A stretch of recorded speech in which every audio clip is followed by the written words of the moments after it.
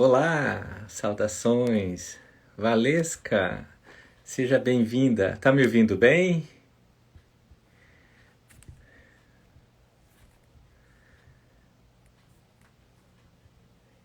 Dá um ok aí se tá ouvindo bem. Ótimo.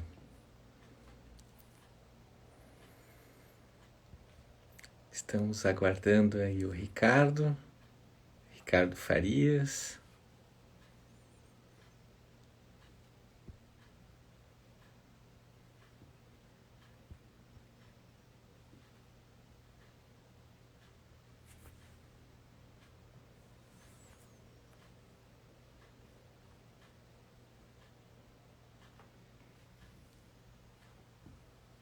Hoje a gente vai trocar figurinhas com o Ricardo Farias. Estamos aguardando a chegada dele.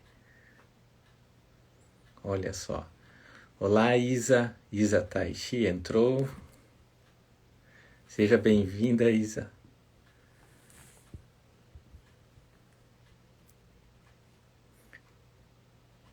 Estamos aguardando o jornalista e montador de cinema Ricardo Farias. O que será que é um montador? O que será que faz um montador de cinema? Vamos saber daqui a pouquinho, nessa troca de figurinhas. Jack, seja bem-vindo. Vamos aguardando instantes. O Ricardo já comunicou que está vindo.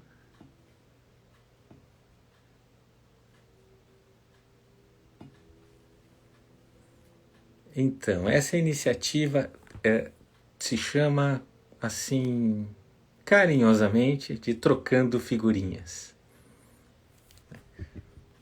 É um bate-papo que a gente vai ter com várias pessoas de diversas áreas e que a gente vai conversar, conhecer um novo universo. Aguardando aqui o Ricardo.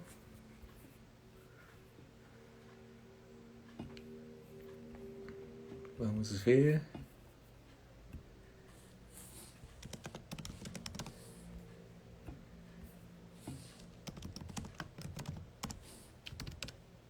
Mandei uma mensagem pelo WhatsApp dele para ver se tem alguma dificuldade, porque a gente bem sabe que a tecnologia, com tantas lives e informações, num domingo à noite especialmente, a gente acaba tendo certas dificuldades.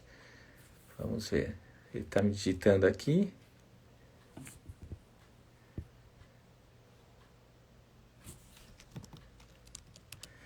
Ele foi numa outra página. O Ricardo aqui me comunicou que entrou no Fotos e Rumos. A live é pelo Instagram do Lev Slits.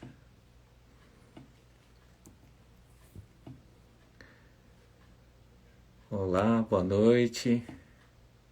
Ó, o Ricardo chegou. Olha só, Ricardo. Então, mais uma vez, uma saudação aqui para todos.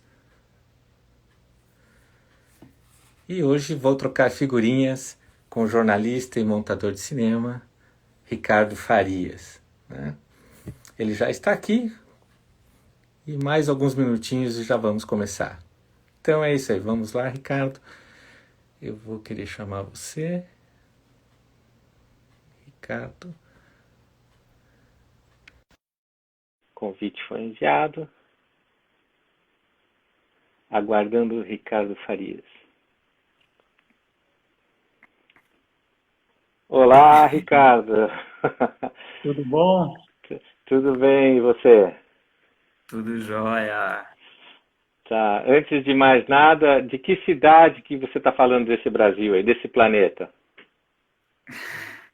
Tô falando de São Paulo. Como é que tá a luz aqui primeiro? Você que tá bom? O que que você acha? Tá meio escuro?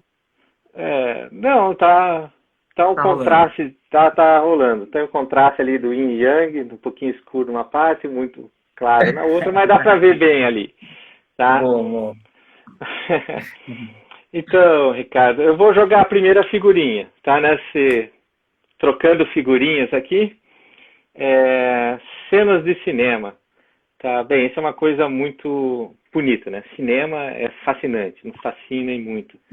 Eu me lembro, você já deve ter visto, né, daquela cena do trem vindo na direção da plateia, né? E o que parecia que ia sair da tela e causou um pavor, né? Isso aí foi, essa cena de fato aconteceu, né? Foi lá em Sim. 1895, lembra?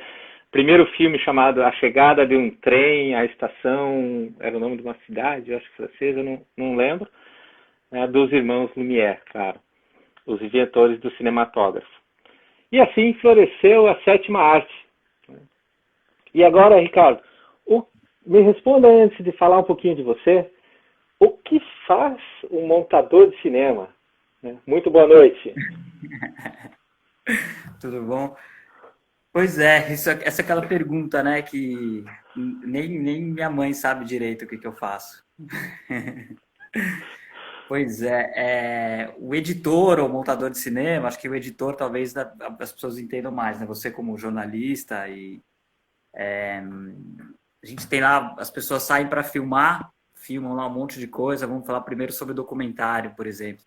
Você filma uma quantidade de imagens e de som, e aí a gente precisa organizar isso em ordem, né? O que entra primeiro, primeira, segunda cena, arrumar o som, tem que organizar. Você começa a editar o som. E aí o meu trabalho é só no computador. Eu trabalho numa sala, no computador, eu não saio para as filmagens, eu não vou filmar, enfim. E eu meio que monto o filme. Seria isso, né? Basicamente, parece simples, mas é que as pessoas quando assistem não entendem os processos, né? Por ordem, assim. Mas eu trabalho numa parte ali do filme. Depois, ainda do meu trabalho, ainda vai ter um trabalho de som e de imagem, mas a montagem do filme, a cena, basicamente, que cena vem primeiro, a segunda cena, a terceira, são os cortes do filme. Se pensar assim de uma forma mais simplista, né? É complicado por trás, porque aí você precisa pensar em roteiro, né? As sensações que o filme te traz, enfim. Aí tem toda uma coisa mais complexa por trás e mais subjetiva também que acontece. Mas a parte prática, se for explicar de maneira simples, é isso. Quando as pessoas chegam com a filmagem da câmera, alguém precisa montar aquilo. O trabalho do editor é esse. É receber as imagens e fazer aquilo fazer sentido e emocionar as pessoas e tal. Que bacana, Ricardo. Isso é legal porque você pode mostrar esse vídeo depois para tua mãe. Olha, mãe, eu sempre tinha dificuldade em responder. Tá aí, ó. Queria saber, Pois é, né? pena que ela não tem Instagram. Vou ter que mandar o vídeo depois. Manda o vídeo lá, sim. Me diz uma coisa, Ricardo. Você se lembra do primeiro filme no cinema que você assistiu? Cara, eu acho que é o primeiro. É difícil saber exatamente qual é o primeiro, né? Mas eu lembro de um filme e eu tenho ele como o primeiro que eu assisti, que foi História Sem Fim. Nossa. Pô, eu acho sensacional. Eu acho sensacional. Meu pai estava trabalhando, claro, foi durante a semana. Aí estava com a minha mãe e eu fui com meus dois irmãos, o mais velho e o mais novo. Somos três irmãos. E os três moleques para assistir História Sem Fim. Puta, pra mim foi demais, cara, no cinema. E eu lembro da cena do moleque com um livro escondido na escola. Ele entrou numa sala escondidinho assim na escola escura e abriu aquele livro assim, começou a viajar. Puta, era muito legal. Eu Nossa. me apaixonei. Esse filme foi demais, demais. E eu depois assisti ele já recentemente, não, mas assim, agora, né, depois de adulto. E ele é muito bom mesmo, cara. Eu achei ele muito legal. Umas cenas quando ele tá passeando por esse mundo, né, imaginário, e as paredes de pedra com os soldados e aventura com aquele cachorro que voava. Puta, sensacional. Eu lembro até hoje esse filme. Esse filme me emociona mesmo. Não, Muito e o legal. bacana do que você citou é justamente essa interface, essa ligação do livro, né, que está na cena. Então, cinema, imagem com o livro, palavra escrita.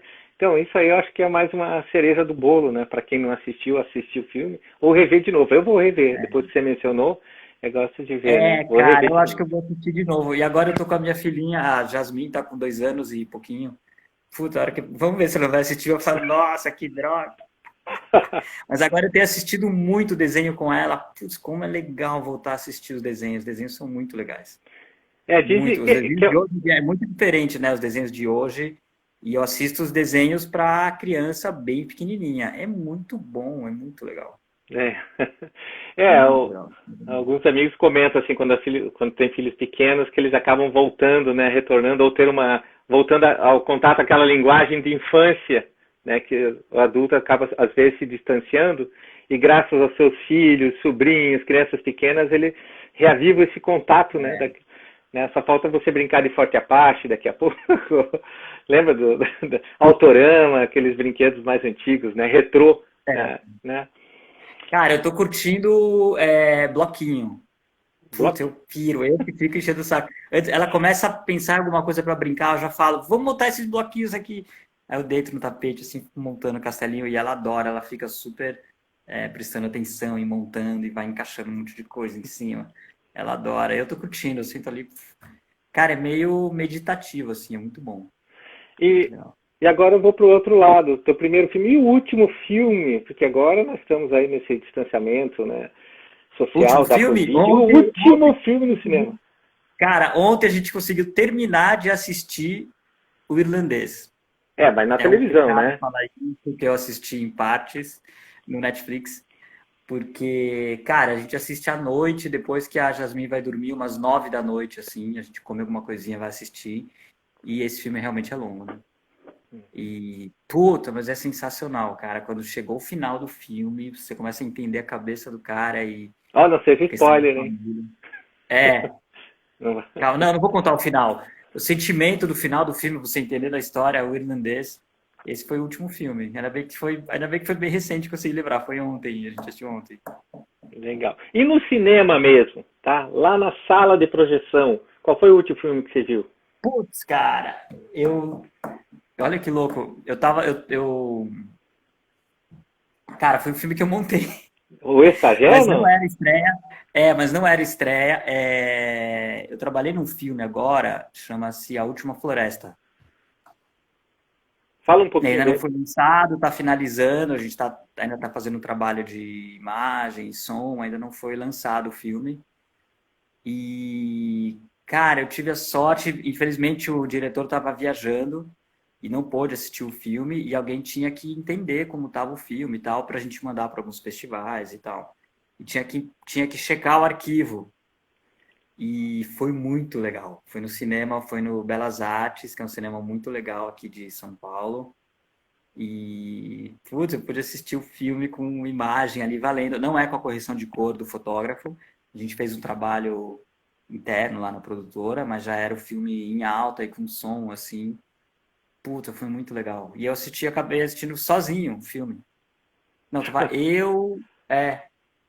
foi praticamente sozinho, assim, não tinha plateia. Foi uma coisa técnica, assim. Mas foi uma experiência em sala de cinema. Assistindo o cinema foi muito legal.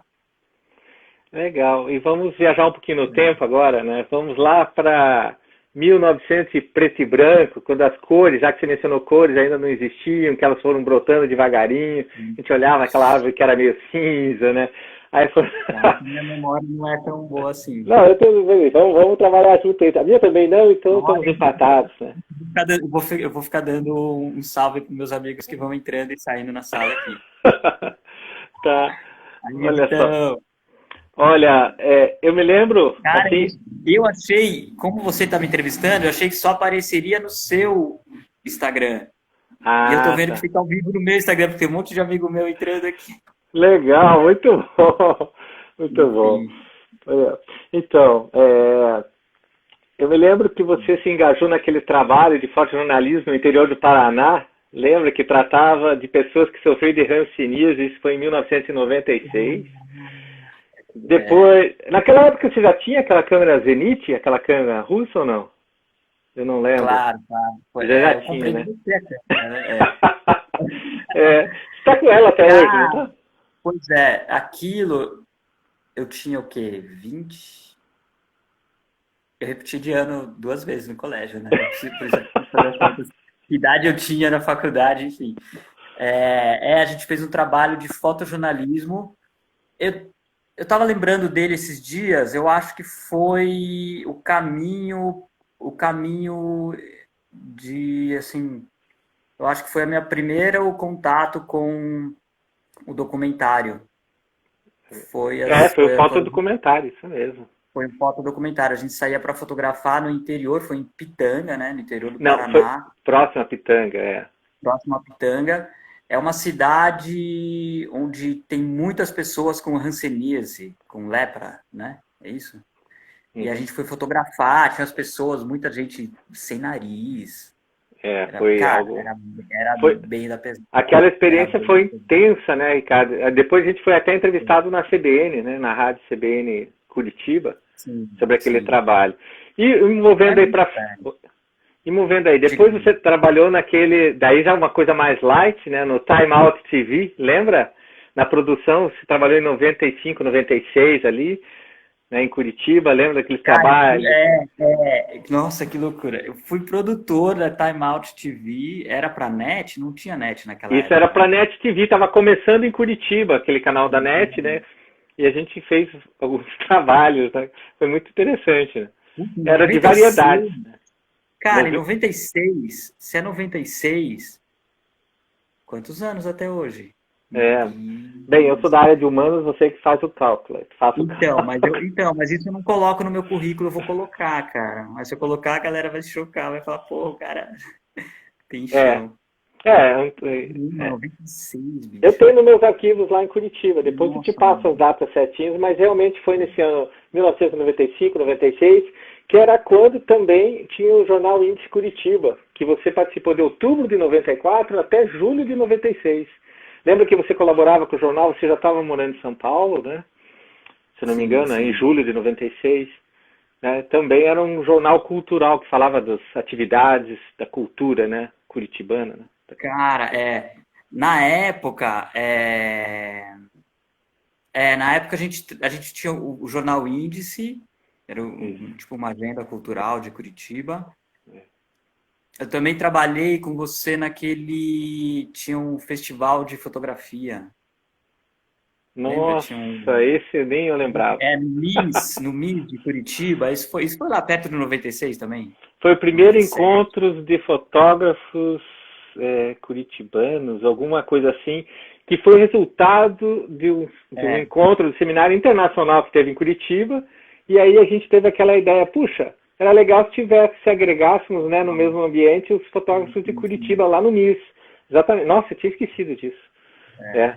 Nossa, essa foi boa. Esse trabalho foi legal. E naquela época eu trabalhei no Festival de Cinema de Curitiba, na assessoria de imprensa do Festival de Cinema também.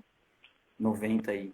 Cara, eu tava lembrando, e eu trabalhei aqui em São Paulo, né, com o Luiz Bolognese, trabalhei com a Laís, e eles estavam com o Bicho de Sete Cabeças lá. Eles estrearam o Bicho de Sete Cabeças em Curitiba, nesse festival de Curitiba. Eu tava lembrando, e teve um filme também que eu vi. Com a atuação do Rodrigo Santoro, não foi?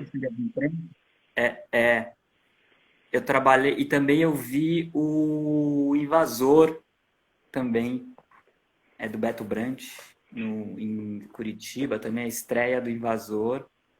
Trabalhei na assessoria de imprensa. Nossa, tô tirando a poeira da memória.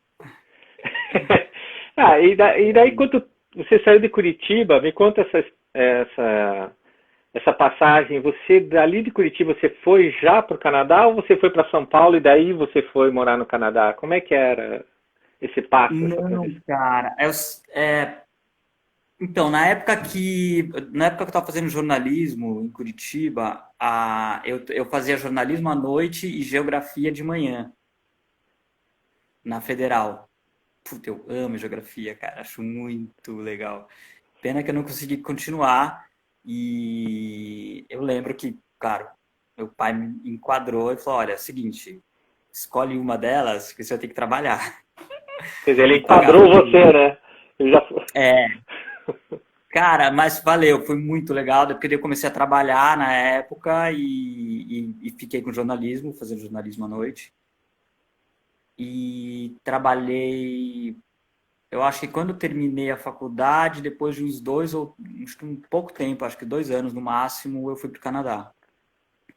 Aí fiquei 3 anos no Canadá, foi lá, assim, a gente trabalhava muito com jornalismo, né, com os projetos de fotografia e os festivais de cinema, mas eu acho que quando o cinema me pegou mesmo foi nesses 3 anos que eu morei em Toronto. Eu trabalhei na produção do Hot Docs, no Festival de Documentário de Toronto.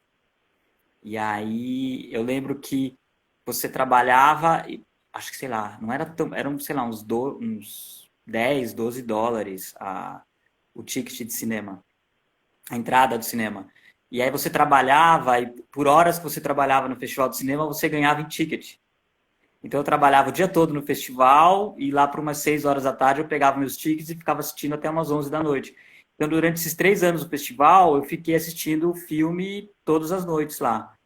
E aí que eu pirei. Aí que o documentário entrou pra mim, foi chocante. Eu saía de lá, cada filme saía tipo muito louco. Eu assisti umas coisas que eu lembro que eu assistia, ficava chocado e sempre sozinho, né? Estava trabalhando, depois a gente entrava no cinema, tinha os outros voluntários e tal, mas não eram amigos próximos.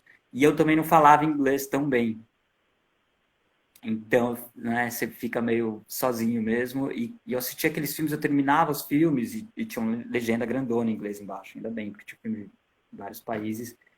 E aí, eu lembro que terminava cada um dos filmes e ficava chocado, assim, com as coisas que assistia, eram muito legais. Eu lembro de vários deles até hoje. Isso já faz tempo. Eu lembro dos filmes que eu assisti naquela época nos festivais. Eu fiquei chocado. E aí eu comprei uma mini DV, uma câmera lá. Filmei algumas coisas de modo bem amador, porque também não tinha feito nenhum curso de técnico, né, de fotografia, cinema e tal. E eu tenho essas fitinhas até hoje, tem muita coisa legal, assim, foi meio que um pré, assim, fazendo os documentáriozinhos. Acho que até vou mexer nesse material de novo. Umas mini DVs, assim, antigas. E é ali que eu fiquei, que eu peguei realmente gosto, assim, e fiquei com vontade de fazer, comecei a comprar equipamento e tal. E aí, enfim, tudo tá conectado até hoje, cara. Tudo que aconteceu lá, assim. Eu lembro que eu trabalhei num festival, eu passei em alguns festivais, eu passei pelo Alucine, como eu já trabalhava no Hot Docs, no Festival de Cinema, eu comecei a circular pelos outros festivais e, e aí eu lembro, eu fui até o Alucine, que era um festival latino-americano de cinema e artes visuais, e tinha uma brasileira lá, que é a Kika Nicolela, e ela estava apresentando as obras dela, e eu não consegui falar com ela na hora, e porque ela estava conversando, eu lembro que ela estava falando em francês com os caras, e eu percebi pelo sotaque, ela falando inglês e francês, que ela era brasileira. E aí ela estava conversando com esses caras dentro do festival, e eu não consegui falar com ela, eu queria trocar uma ideia com ela, só falar que sou brasileiro também e tal, enfim. E não consegui falar. E aí, à noite, estava rolando Nuit Blanche, que é como se fosse a virada cultural aqui de São Paulo. Tem artes durante 24 horas. E aí, coincidentemente, a gente cruzou com ela pela rua, eu estava com um grupo de amigos, e a galera já estava, tipo, doidona, cena de festa, tava todo mundo uma bagunça na rua, e brincando, e a gente encontrou uma câmera quebrada na rua. Meu, isso é uma viagem, é uma coisa muito boba. E a gente estava com uma câmera quebrada e ia tirando foto das pessoas, às vezes a câmera caía no chão, tinha uns amigos meio clown, palhaços, e faziam umas palhaçadas e brincavam. E eles pararam para brincar com essa menina, com a Kika Nicolela, com a Kika. E aí eles brincaram com ela e eu reconheci e fui falar com ela em português. Ela se assustou na hora, no meio da rua, e eu reconheci, ela estava com 2 amigos, os caras falaram, ó, você tá famosa e tal, porque ela estava no festival. E aí eu guardei esse nome, porque o nome é diferente, assim, né? O sonoro, assim, Kika Nicolela, fiquei com esse nome na cabeça. Anos depois eu vim para São Paulo, voltei para o Brasil, fiquei uns 3, 4 meses aí em São Paulo, em Curitiba, perdido, porque quando você volta no país, todo mundo rola uma depressão, todo mundo entra em depressão quando você está viajando por fora e volta pro Brasil, você fala, pô, né? Você entra em contato com um monte de coisa e tal. Enfim, e aí eu lembro que eu tava sem grana aqui no Brasil e você me arrumou um aluno para dar aula de inglês. Tomara que o cara não esteja assistindo, eu não lembro nem mais quem é. E aí eu sentei na sala da casa da minha mãe para dar aula de inglês, cara. O cara chegou e você que me arrumou esse aluno. Eu dei uma aula, quando terminou a aula eu falei, puta que pariu, cara, o que que eu fiz? O que que eu tô fazendo aqui no Brasil? Eu não vou dar aula de inglês pro cara, não vai dar. Não consigo, não conseguia dar aula de inglês, não é? Porque eu... E aí eu liguei pro cara depois da aula e falei, meu, aconteceu alguns problemas e tal, tem que seguir, inventei uma história e cancelei na primeira aula, assim, eu desisti. Na primeira aula eu desisti. Foi muito louco. E aí eu vim para São Paulo na loucura, assim. Alguns amigos que já tinham morado comigo fora estavam morando em São Paulo numa casa aqui. E aí eu saí e vim morar em São Paulo, fui morar com eles. E aí muito louco, né? Aí quando eu vim morar para cá, eu entrei em contato com coisas que eu achei que só tinha lá, com o pessoal do Critical Mass, com a massa crítica, com os bikers. Aí eu comecei a dar rolê com a galera de bike, pessoal ativista da bicicleta como corte, né? Enfim. E aí eu comecei a entrar em Ricardo, contato com um monte de coisa aqui em São Paulo. Agora eu tô aqui, sei lá, 12, 13 anos, acho. tá, antes da gente voltar aqui para São Paulo, ou para aí, né, São Paulo. Enfim, Então, foi o Canadá, esse período no Canadá, então, que foi determinante para você chegar a ser um montador de cinema? montador não, mas trabalhar com cinema, com documentário, sim. Quando eu comecei a entrar em contato com documentário, eu queria dirigir. Eu ainda tenho um pouco de vontade assim de dirigir, mas com o tempo foi a paixão pela montagem, assim, a vontade de montar, para mim, cara, tá cada vez mais mágico assim. E agora, inclusive recentemente eu entrei na Associação de Montadores de São Paulo e eles né, se formaram há pouco tempo. E eu tô começando a ouvir outros montadores também. E isso está sendo muito legal, trocar experiência, assim. Foi Ó, aí que Ricardo, aqui em São Paulo, que eu comecei a me envolver mais com montagem, né? Com essa parte mais técnica. certo.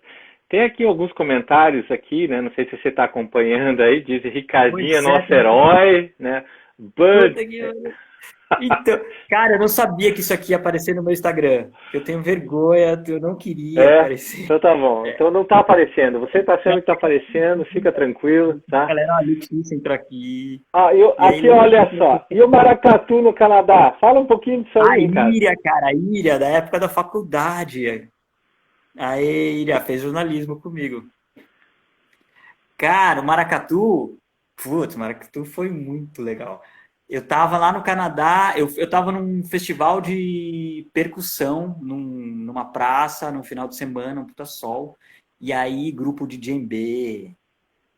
Puta, cara, tinha muito som legal. Tinha uns indianos, tinha a galera do. Como é que é? Takô? Como fala de. Aquelas percussões gigantes japonesas.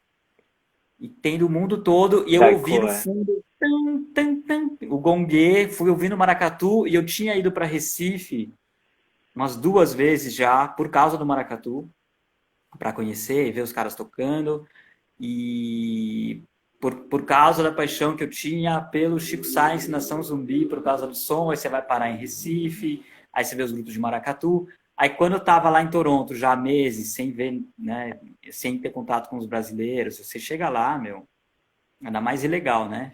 Fiquei todo o tempo lá ilegal, esses 3 anos ilegal. Trabalhando na construção, trabalhando na limpeza, e trabalhava com os árabes, com, sei lá, eu lembro que o pessoal da Sérvia. E aí não tinha muito contato com brasileiro. Aí nesse festival eu ouvi o maracatu de longe, assim, no meio das outras percussões eu identifiquei o maracatu. E aí encontrei a galera tocando, tinha um grupo, assim, o pessoal descendo, fazendo, cruzando o parque, assim, tocando maracatu. E eu cheguei, eles terminaram de tocar e foram rindo, eu tava indo para outro lugar e eu perguntei, e aí? Os caras falaram, chega lá na Espadaina número 50, lembro o endereço até hoje. Chega na Espadaina número 50, sei lá, tipo, era terça e quinta à noite, na Espadaina número 50. E aí eu fui, cara, numa aula, E aí comecei a ir em todas as aulas. Aí virou um grupo, tipo, família, né? Foi ali Família que você até aprendeu hoje. pandeiro também? Estavam falando com eles ontem. Ah, Você me viu tocar pandeiro, eu fui impressionado, né? O Ricardo me ensinou as batidas básicas do pandeiro, lembra, Ricardo? Onde que foi? É. Cara, entrei em contato com o Brasil mais profundamente, muito louco. E quando eu voltei de Toronto, os canadenses vieram para cá para ir para Recife num carnaval, e a gente foi, sei lá, tipo uns 3 meses antes. Ficou lá em Recife, foi para Bahia primeiro, ficou em Moreré, depois a gente ficou em Recife, foi para o Alto Zé do Pinho, e que esse grupo ainda tocou com o Estrela Brilhante. O Estrela Brilhante venceu o carnaval daquele ano. Foi uma experiência muito louca. Foi legal ter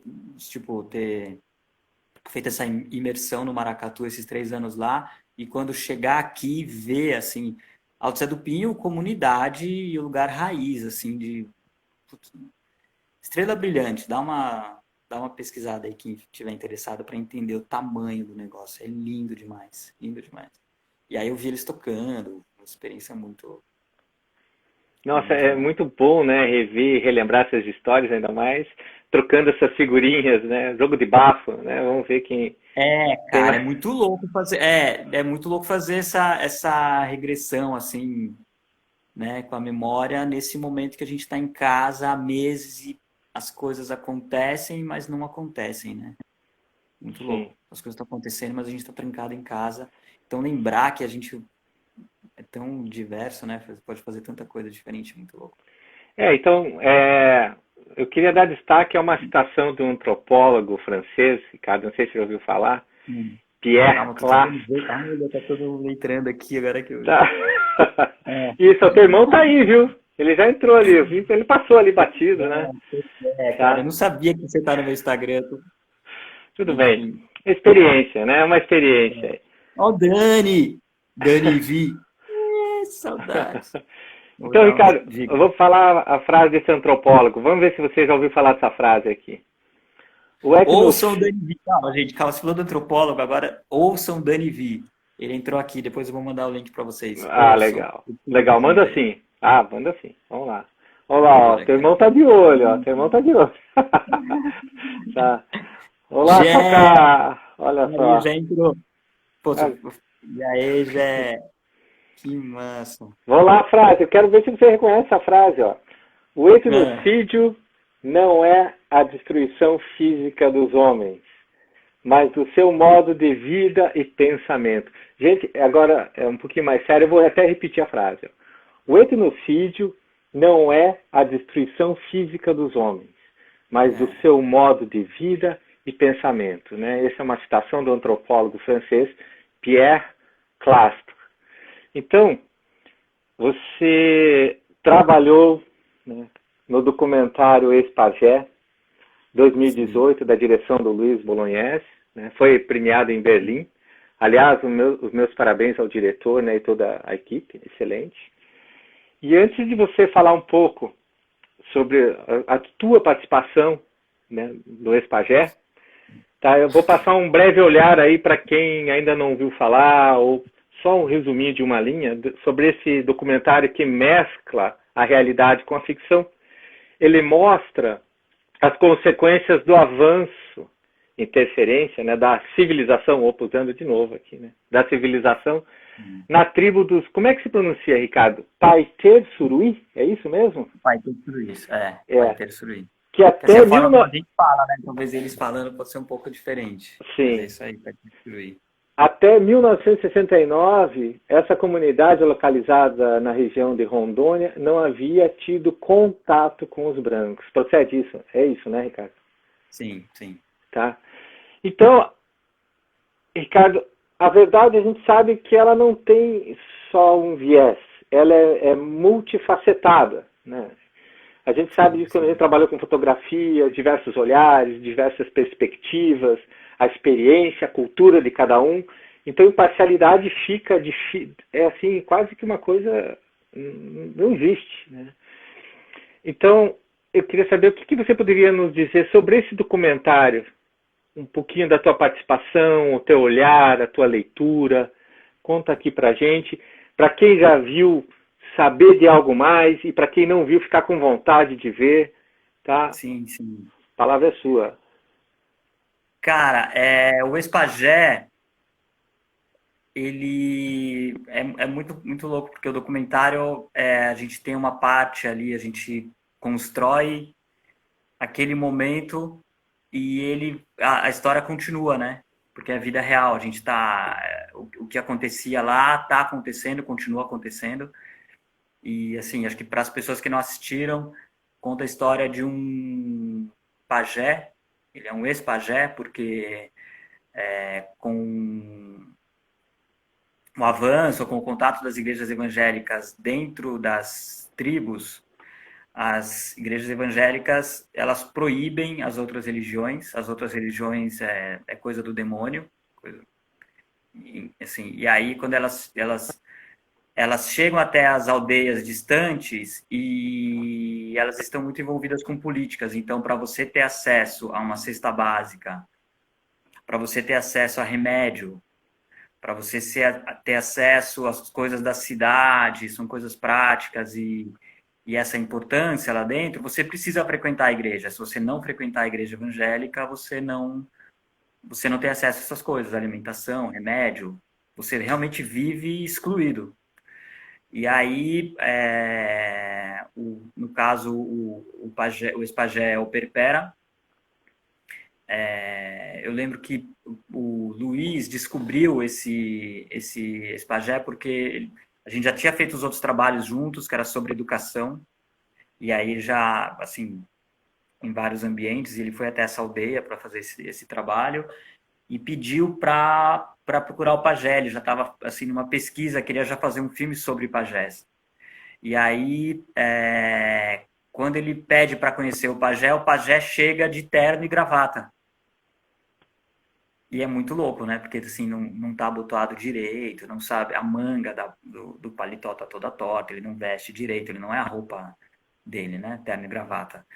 E ele acha, já aquilo já é impressionante. E aí vai se aproximando e fazendo amizade com esse pajé. E ele frequenta a igreja evangélica. Então, para ele poder ser aceito na comunidade, ele precisa frequentar a igreja.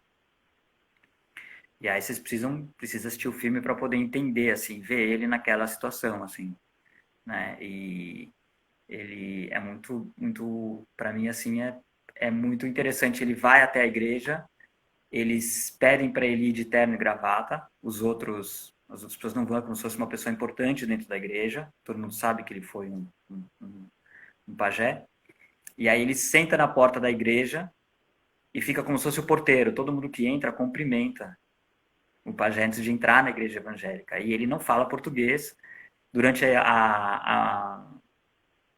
não é missa, né? O culto, ele fica olhando para fora, ele fica na porta da igreja olhando para fora, meio, não se conecta muito com aquele texto, parece. E fica as pessoas traduzindo e sempre o texto, a religião envolve muito a culpa, né?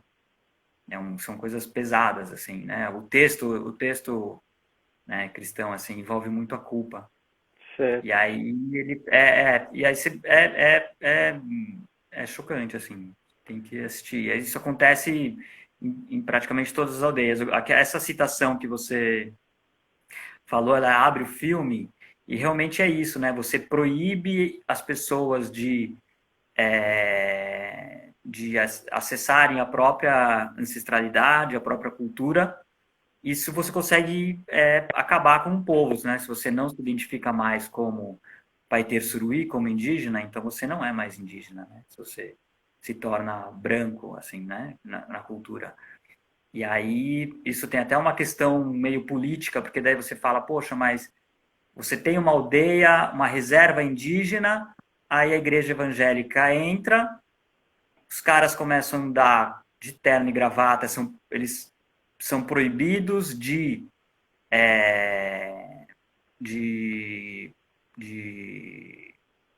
cultuar a própria crença. Então você deixa de ser indígena para o olhar de quem está de fora. Então para que serve uma reserva indígena se lá dentro os caras não têm mais a cultura indígena? a igreja evangélica acaba proibindo a você exercer a sua própria cultura, as suas próprias crenças, assim, essa é a questão do etnocídio. Você acabar com o povo não significa necessariamente matando o povo, eles estão morrendo muito, mas você terminando sem a questão étnica mesmo, né? Você acaba com o povo destruindo as crenças, a forma de vida daquele povo, né?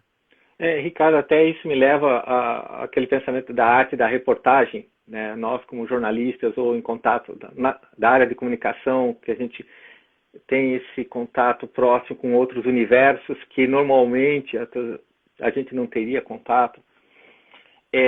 Diante dessas situações, dessas perspectivas que estão incorporadas ao nosso cotidiano, lidar com o lado profissional ao registrar os fatos, né, de forma objetiva, né, e por outro lado, lidar com o nosso lado ou com o lado subjetivo humano nesse trabalho de campo. Lembra quando, voltando lá que ele falou no início dos seus primeiros trabalhos de fotografia, quando a gente foi visitar aquela comunidade com as pessoas que sofriam de hanseníase? A gente foi meu primeiro impacto como profissional, justamente da objetividade com subjetividade ali junto, caminhando, né? Você como ser humano e profissional, né? Então, esse contato com o outro, né? Com essas fontes plurais, né? Nesse trabalho de campo. Você considera que a história da vida, né? Da nossa vida, ela é pontuada assim, numa relação estritamente objetiva, com fatos, ou há uma interferência nessa relação afetiva, subjetiva, sem você deixar de ser um profissional? Quer dizer, assim, o que você pensa a respeito? Então, é muito legal. Explicando assim para as pessoas que estão assistindo, você é jornalista e eu fiz jornalismo inspirado por você. Quando era moleque, você sempre foi uma inspiração.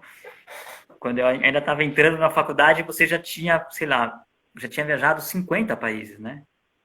Enfim, era um cara para mim. E aí aí eu tive contato com a fotografia, a gente começou a fotografar e foi fazer jornalismo juntos e tal.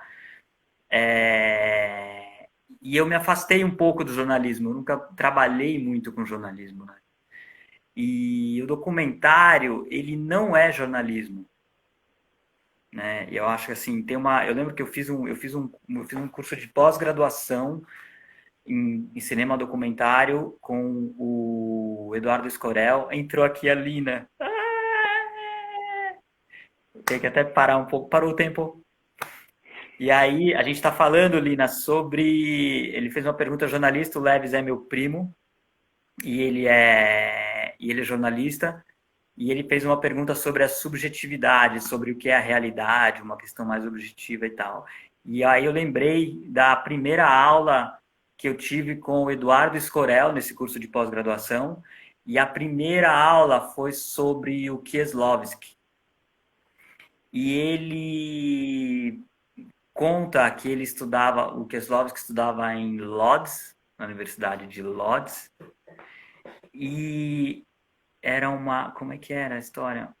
Ele mostra os primeiros trabalhos do Kieslowski como aluno, alguns curtas-metragens, e os trabalhos documentais. E primeiro ele começou com os trabalhos documentais com uma câmera parada. Eu lembro que o tema que ele teve que ele teve que fazer era sobre burocracia, e ele filmou uma janelinha onde você vê só a mão das pessoas lá dentro, os papéis entrando, e você ouve muitas vozes, e as pessoas perguntavam sobre as casas, sobre financiamento da casa, enfim, um projeto do governo, uma coisa política, aquela papelada, burocracia. Ele filmava só a mão das pessoas, assim. E as cidades. Depois ele começou a fazer uns filmes em que ele começou a incluir os personagens. Aí ele fez um filme, poxa, que pena, eu não vou conseguir lembrar o nome dos filmes aqui agora, mas se alguém me procurar, eu vou encontrar aqui, eu mando. E aí ele começa a fazer um documentário sobre um casal muito novo que se apaixona e ela tá grávida, e o filme é sobre amor, e é um documentário cinema direto, a gente chama, que é quando você filma a realidade com o mínimo de interferência à distância, não é uma entrevista, enfim, é mais observacional. e aí ele fica observando essas pessoas. E tem uma cena do filme em que eles estão dentro de casa, e aí entra um policial e fala que os documentos deles estão errados e que eles não vão poder morar naquela casa. E rola uma coisa, e a menina começa a passar mal e ela tá grávida. E tem uma tensão ali no filme, e a menina chora. E aí, esse guarda foi plantado pelo Kieslowski. Ele já estava misturando atuação com realidade, e aquilo foi muito chocante. Então, e tem uma questão ética também sobre isso, né? Imagina a situação que você causa, se aquilo... E eu lembro, tem uma frase, essa não vou saber com as palavras exatamente, mas mais ou menos a ideia da frase, assim, que ele fala que se ele for filmar, ele não quer mais filmar sexo e morte, né, de uma forma real, e ele começa a se aproximar da ficção e vai se afastando um pouco do documentário. E, assim, eu só lembrei dessa história porque você me fez uma pergunta ética, né, sobre a questão da objetividade, de ser direto com a realidade, ou como você interpreta essa realidade. E ele trabalhava com documentário, assim, e essa primeira aula de documentário, o tema era ética. E a gente não sabia que o tema da aula era esse, o tema era Kieslowski. Mas, na verdade, assim, a primeira aula foi ética, porque para mim, até hoje, fazendo cinema, assim, ou principalmente documentário, a questão ética é o que você falou. Desde a gente, quando saiu para aquele trabalho em 96 para fotografar as pessoas com hanseníase numa cidade, chega lá, a gente não sabe nem como levantar a câmera na cara da pessoa. Pessoa sem nariz, pessoa te olhando, assim, esperando você tirar a foto, e a gente tem que fotografar as pessoas naquela situação. É uma questão ética. O que a gente vai fazer, né? Como vai fazer, como se aproximar, como apresentar, como tratar. Isso é a base, para mim, do documentário, sempre, assim, muito louco. O que eu digo, para mim, é uma base, assim, no meu trabalho como montador, independente do tema, mesmo que seja um tema leve, um tema que não necessariamente é uma questão ética do que está sendo falado, ou do conteúdo, mas de como você está apresentando a pessoa que se abriu ali para te dar a entrevista, né? A forma como ela está falando, o sentimento que está passando, você vai construir aquilo. Na montagem, a ética assim, você se coloca nesse lugar todo momento, assim, porque as pessoas estão se dando ali, né, na sua frente, mesmo no jornalismo, Sim. e principalmente no jornalismo, né? Nossa, eu lembro que foi a primeira vez que eu senti o chão sumir foi justamente quando eu estava fotografando um daqueles que você mencionou lá, que tinha hanseníase, né? E a gente falou, porque ele estava mostrando as feridas nas mãos, lembra? E aí a gente falou para ele mudar o ângulo, e daí que a gente percebeu que ele era cego, né? Aquilo lá, para mim, foi um choque ali que eu não estava preparado ali. Pela cena, a intensidade do momento, aquilo foi muito marcante, justamente desse campo da objetividade com subjetividade, como eles se influenciam, a ética, como é que ela tem que ser. E, Ricardo, queria comentar, a gente está chegando aos 10 minutinhos finais, tá? O Instagram ele corta, e se não encerrar, a gente perde aqui teu áudio. Então, nós tínhamos uma pergunta ali da Larissa, tá? Tem muita gente acenando, elogiando, né? E aí, bem, eu queria que não sei se você está lendo, né? Documentário ficcional é um gênero de documentário hoje em dia, né? E daí eu queria que você falasse agora, para encerrarmos, né? Tipo, desse período difícil que a gente está vivendo, do distanciamento social, da Covid-19, né, em meio a essa pandemia. Como é que você está convivendo em relação a isso, né, em casa, porque você está com a sua filhinha novinha, sua esposa em São Paulo. Então, você respondesse ali a Larissa e já finalizasse com essa última pergunta. Tá, eu fiquei lendo ali o da Larissa e pensando, essa sua pergunta eu nem peguei muito. Eu vi que você falou do tempo de reclusão, de Covid. Isso, como é que você está se virando aí com esse distanciamento social? Tá. Documentário ficcional é um gênero de doc hoje em dia, né? Essa questão de documentário e ficção é uma discussão, uma conversa de horas, né? Assim, tem horas, assim, a gente pode encontrar muitas coisas sobre esse assunto. O que eu posso, assim, acho que as pessoas têm uma visão, eu estou voltando sempre para o jornalismo. Normalmente eu não penso muito em jornalismo, porque eu sei que Leves é jornalista. Eu sou formado em jornalismo por causa do... A gente, inclusive, fez a mesma faculdade no mesmo lugar. E a questão do compromisso com a realidade, eu acho que mais... Acho que nem, não é o compromisso com a realidade, mas a leitura. Aquilo que você estava falando sobre a objetividade, né? A gente pode ler alguma coisa, ou pode enxergar alguma coisa, ou ir até um local e duas pessoas voltarem de lá e contarem histórias diferentes. E a situação lá é X, lá aconteceu o que aconteceu. Mas para quem interpretou, para quem esteve lá, a realidade, assim, o que é a realidade, né? O que é a verdade? A gente não... Isso já é uma coisa que fica num limbo. E aí, o documentário, eu acho que é mais uma forma pessoal, uma leitura mais pessoal de quem sobre aquela situação. E você no documentário você não precisa necessariamente responder o lead. Lembra o lead, né, no jornalismo? O que, quando, onde, como. Como é que é? Como é que é? O que, por quê, o que, quando, como, onde. Enfim, aquelas respostas básicas do jornalismo. A gente não precisa ficar preso a esse tipo de resposta, né? Então o documentário é uma coisa mais livre. E aí você pode sim usar da ficção para poder se expressar, você pode misturar a ficção, você não precisa, você não necessariamente está preso, é a sua interpretação da realidade, né? A sua interpretação da vida, na verdade. Até usar essa palavra realidade é um pouco complicado, né? O que é a realidade? Na verdade, é a sua interpretação da vida, sobre aquilo que você está sentindo, está vendo, ou aquilo que você quer falar. É a sua interpretação, né? O documentário. Entrou o Jazz! O Jeff é muito bom, tem uma energia muito E legal. vamos lá, Ricardo. Me conta aí, Pois como é tá que é? acabando. Tá acabando. Vamos lá, como é que é Cara, viver nesse tempo? então, teve uns momentos muito depressivos, cara. Eu nunca me senti assim. Umas coisas, assim, às vezes você se sente melhor, às vezes se sente mal.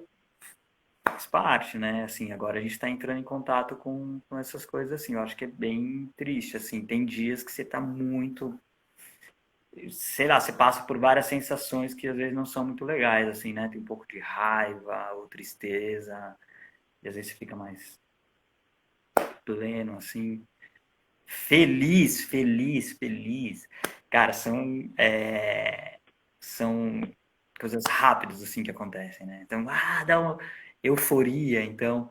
Foi legal que agora que entrou o Jeff aqui, feliz eu fiquei quando o Jeff me mandou a mensagem agora de aniversário, foi no dia 3.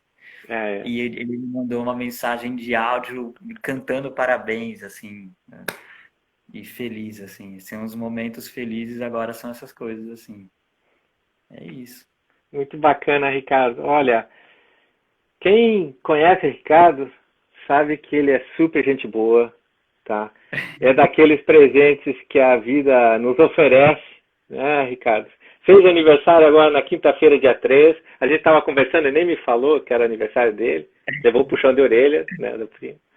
Tá? Então, parabéns, Ricardo, pelo aniversário. Muito obrigado pela tua participação. Eu queria dizer assim que para quem nos assistiu, nos acompanhou aí, se gostou, né, do nosso trocando figurinhas aqui, né, vai lá dar uma curtida para seguir para os próximos, né? Mas foi um privilégio, Ricardo, ter aí a tua presença. Foi muito, muito Valeu, bacana. mandar um beijo aqui pra Lina. E saudades, o Dani que chegou aqui, o Jeff. Uma galera, Então, que massa. legal, Ricardo. Quem sabe a gente possa fazer uma outra dessa, né, num outro viés mais para frente, uma parte 2 aí, quem sabe. Tá? Eu já queria mandar um Então, beijo gente, pra eu vou Debbie, que tá encerrar assistindo e aí, eu né? gostaria de encerrar com duas.